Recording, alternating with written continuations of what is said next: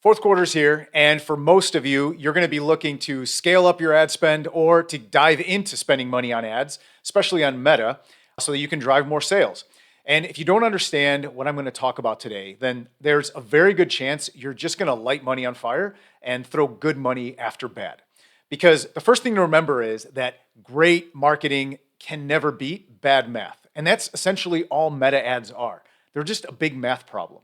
And like any math problem, it has variables. And if you don't understand what those variables are, what you're solving for, what you're optimizing, then you're like Charlie Munger used to say, you're like a one-legged man in an ass-kicking contest. And we don't want that. So what I want to talk about is these variables, and we're going to get into a little bit of math. And if you hear math and you go, I don't want to talk about it, well, suck it up. Because if you're in business, you have to understand the math behind your business, or else you're going to be at just this massive disadvantage to the people who do understand this.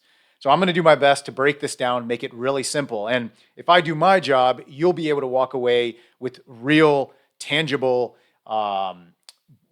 understanding of what happens with meta ads, so you can actually implement it and have your best fourth quarter ever, hopefully. So let's start with some terms, because I think we have to be on the same page on what each of these words mean so that I can actually use them in examples and you can really bring this home and be able to use it. So a few terms. So the first, and some of you may be familiar with these, some of you not. So I just want to assume that we know none of these so we can start from the ground up and build from there. So the first is cost per click. And what we care about here is actually the link cost per click. So not just, there's two cost per click metrics. And if you run meta ads, you've seen this in the ads manager dashboard, right? There's the all, so it'll say CPC, cost per click all, and there'll be CPC link. What we care about is the link. All is essentially any click that they click on the ad. So the see more, they click on the video, whatever it might be. What we care is how many people click a link. What percentage of people click that link to go to the landing page, to go to your offer. And we work primarily with Shopify direct-to-consumer brands. So a lot of my examples are going to be Shopify and examples around that. But this applies to anyone because, again, it's a math problem. So no matter what kind of ads you run or what products you sell, these are still the variables that you need to know so you can optimize them.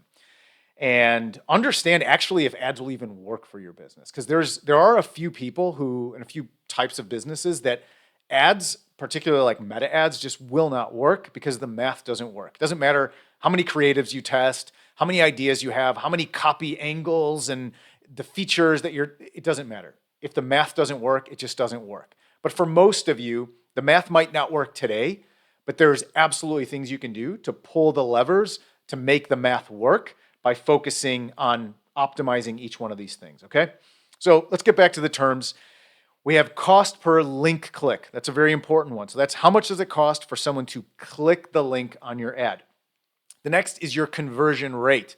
Once they click, what percentage of the time do they buy? So for every 100 people that click your ad, what percent are actually buying? So 100 people click, 2 people buy, you have a 2% conversion rate. And keep in mind, the conversion rate on ads, particularly cold traffic ads, is going to be lower than people who convert from your email list or from your social media, right? That they maybe comment for a link and go convert. The conversion rates will be different because we're dealing with scale and people who don't know anything about your brand primarily versus people who may be very familiar with your product and what you offer. So expect lower conversion rates with cold traffic when you're scaling up ads, for example. The next is your cost per acquisition. So we call that CPA. That's how much does it cost to acquire a customer. Now, the way you can figure this out as a ballpark number, because all we care about is in general, not one specific click. But if you have 2,000 clicks on your ad, overall, how much is a conversion costing you? So what you do is you actually take that CPC, that link cost per click, and divide it by the conversion rate. And that'll give you the average CPA. So if you have a $1 cost per click with a 5% conversion rate, you would do 1 divided by 0.05, and that will tell you that a conversion costs you $20. And it makes sense, right? 5 out of 100 people buy. So that's 1 out of 20.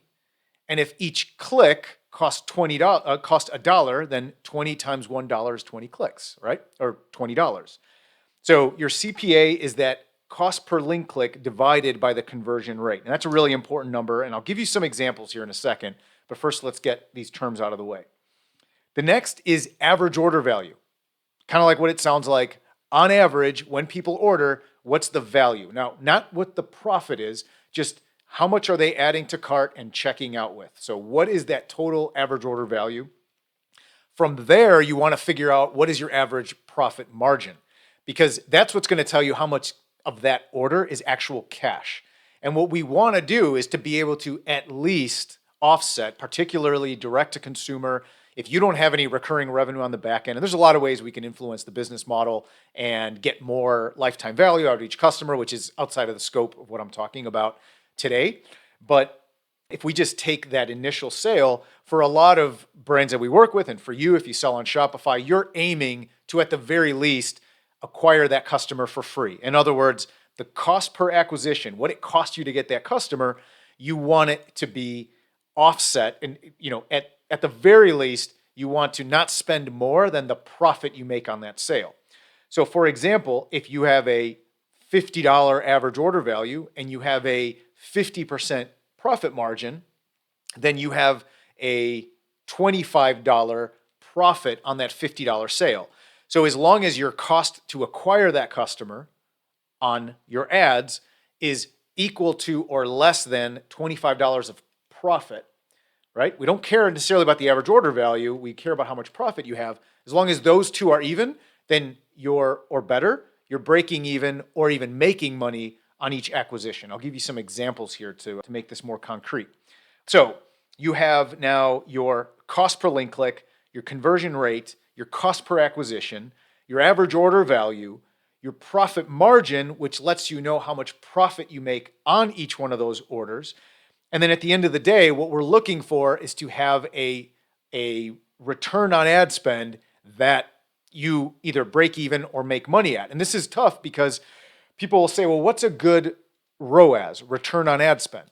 Well, it depends. It depends on your product, your profit margin, what the economics of your business are, what's the LTV of your business, of your average customer.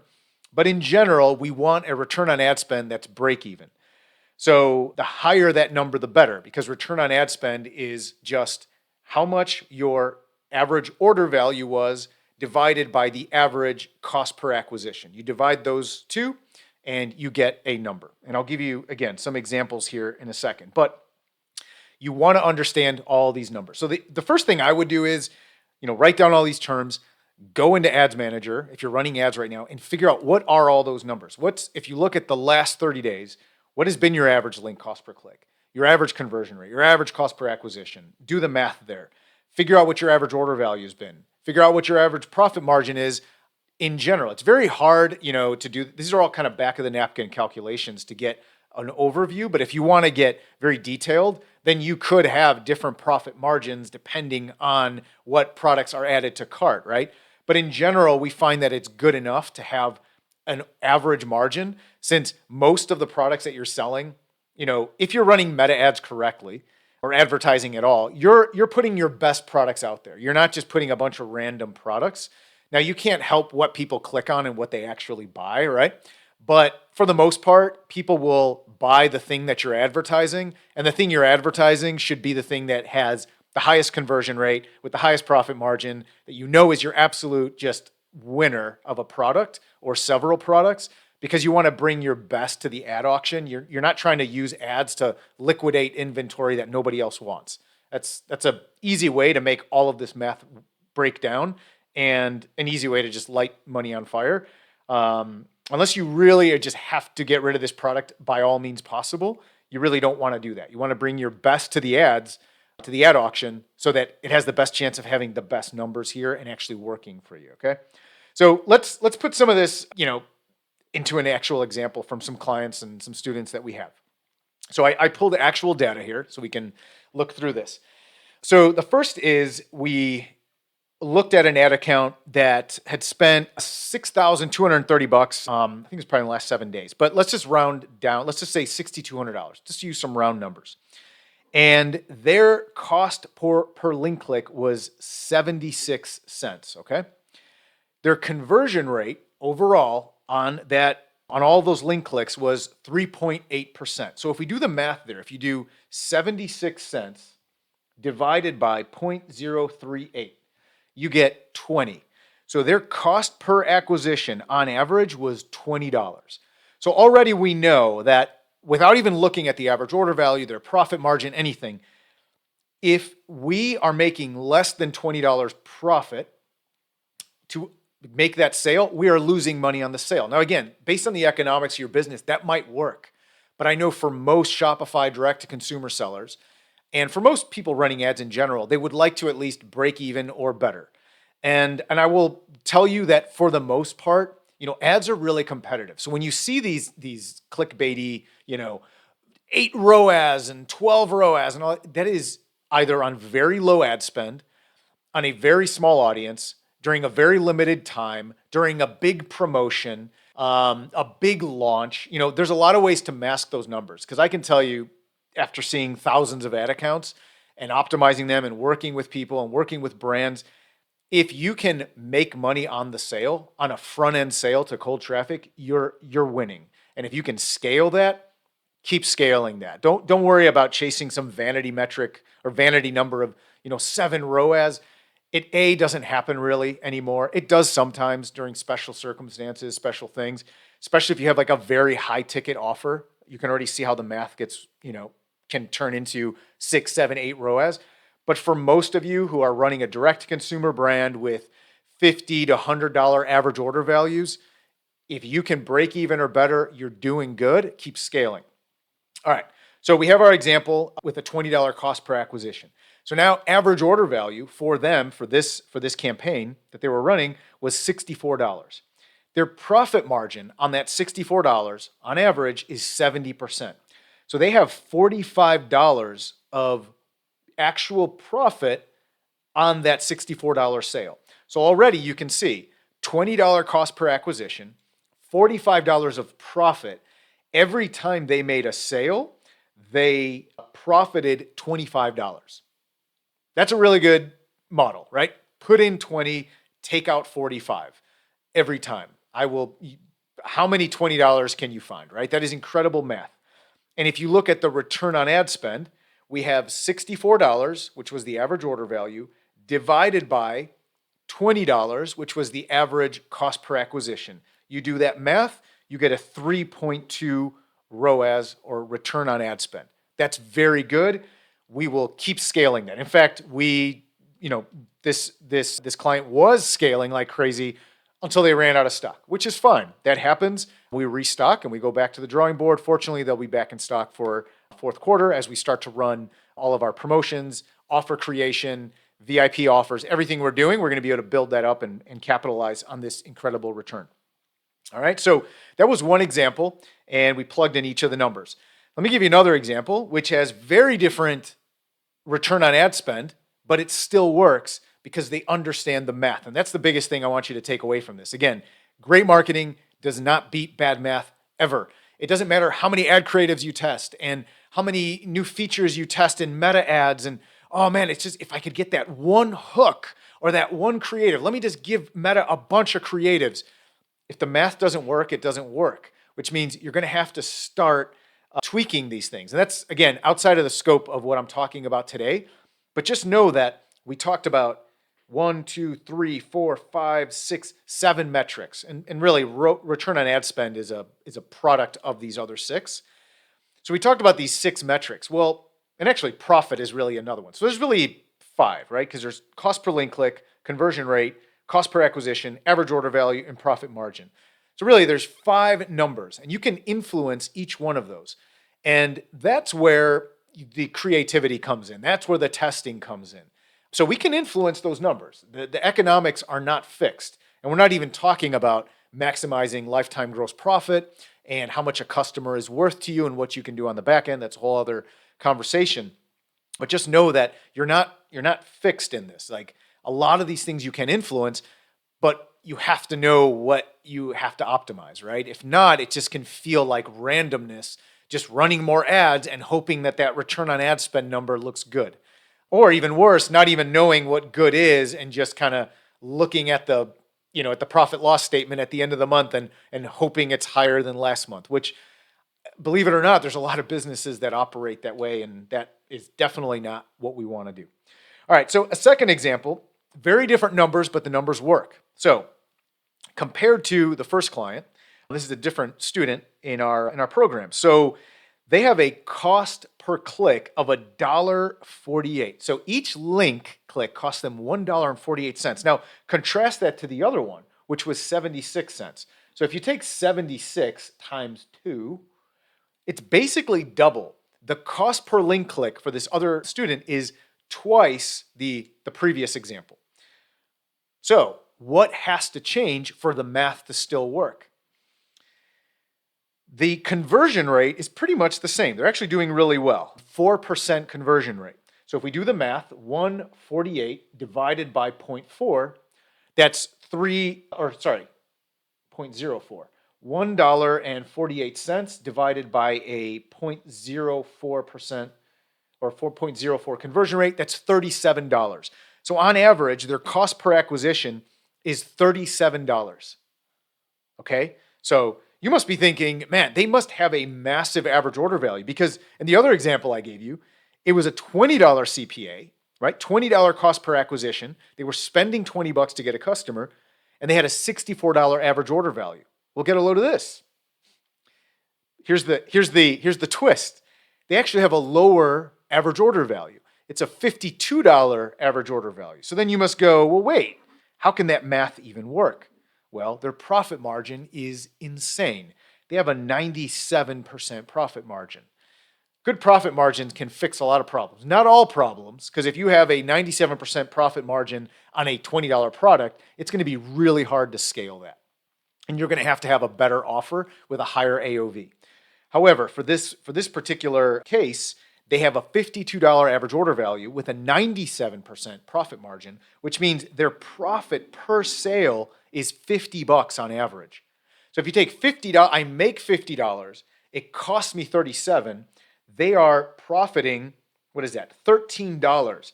Every time they make a sale, they're putting $13 in their pocket. Again, how many $37 can I find out there and throw into this machine, right? This will scale. But here's the funny part, because if I would have told you at the beginning, their return on ad spend, if all I would have said, their return on ad spend is 1.4. They have a 1.4 ROAS. And if you know some of the terms and you've been running ads, and I said, is that good or bad? You probably would have said, that's pretty bad. I think that they've got some work to do.